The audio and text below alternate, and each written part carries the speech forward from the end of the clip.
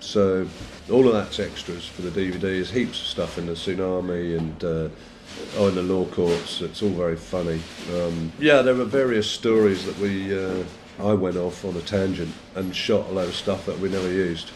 But you just can't tell, because if it had become part of the story, I would have killed myself if I hadn't shot it. I mean, it's just good camera practice to me. If you've got the time to do it, one of the bits I went off on a tangent was when Mike turns up to court for the second time. He's actually trying to get funding as well, to get his law through. And Richard Branson, Virgin Atlantic, they're introducing flying tourists into space with these rockets. So it turned into Earthships versus spaceships, because Mike's money was getting pulled because Branson had taken all the budget of the public funds of New Mexico. And it was a very funny sequence that will probably be in the DVD extras as well. But there's so many things that you shoot and you don't use when you're making a documentary. Obviously, if you're shooting a feature film, everything's storyboarded. On some films they storyboard every shot, and you go in there and you shoot it. Obviously you've got to rehearse and build sets and all the rest of it, but you shoot way less footage, so they can shoot on film. Imagine shooting 350 hours of footage on 35mm film. It's like trillion. That'd be like the national budget, debt of a small country. Exactly. Yeah. That's what happens. I think it's probably more like 300 hours, but. Actually, for a 1 hour documentary, I probably wouldn't shoot any less than 100 hours now anyway. I probably would shoot 120, 140 even, depending. But you can sure do it with 80. I think in the tsunami alone I shot 70 hours of footage.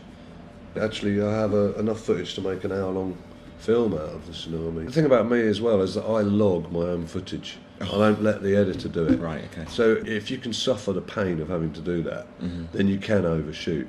But if someone else is doing it for you, one, they're going to hate you, and two, it's going to be expensive. Yeah. So that's why people don't overshoot. But if you're dumb enough to log it all yourself and have to, sieve through it all, then I suppose you can overshoot, really. Yeah. Yeah. This was a real baptism by fire, because although you've got many years on set, this is you as director and then you as cameraman. From your point of view of how you expected it to be as a director, as a filmmaker, in the helm of a project, was there a kind of a disconnect as to the reality of what that was about day to day?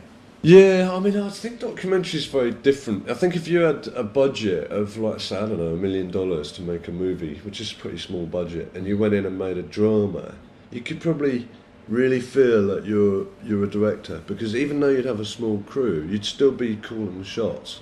You'd have monitors set up and, camera tracks and runners running about and pretty girls and all the rest of it, and you'd be lording it up a bit, maybe, or maybe you'd just be shitting yourself because you wanted to get the film done and it was your first movie. But whatever it was, you'd realise you were a director.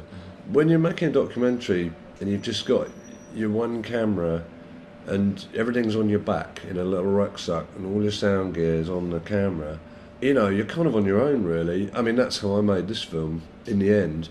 And maybe you're living in a tent in the middle of the wreckage of the tsunami. I think there are so many other factors that are so much more massive than you being a director. It doesn't really come to you in the way that, I'm a director now.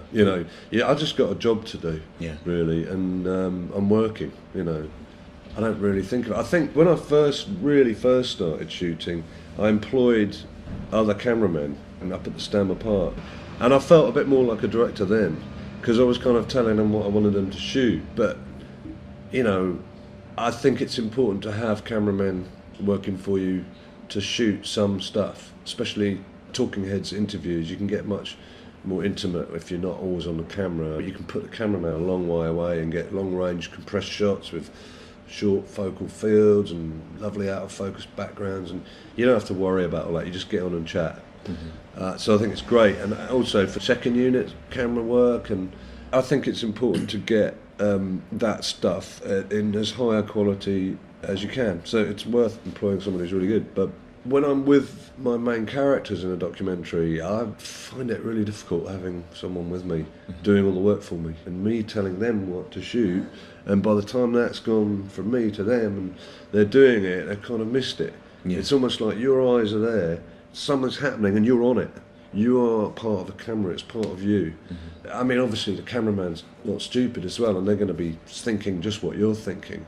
But you know what you want to get, and if you've got the camera in your hands, you can get it immediately. And also, you know, sometimes 2 as a crowd, or even 3 with a sound recordist as well.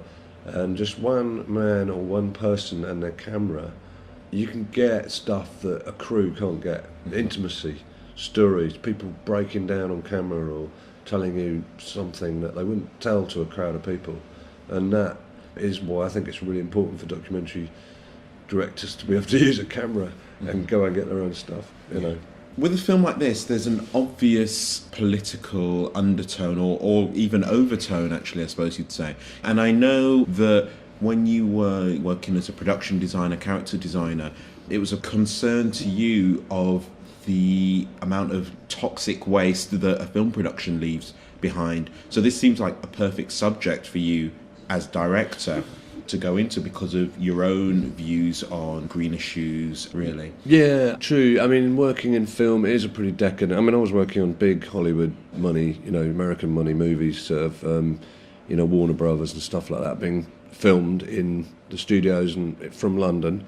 The production companies are based from there, but the films go all around the world. So we were shipping film sets, like Star Wars film set, to go out to the Tunisian desert. We hired the biggest cargo plane in the world that takes 13 containers, you know, or more. But we also used the same plane in Trojan Wars, or it was called Troy there, with Brad Pitt. Yeah. And they never bring the stuff back.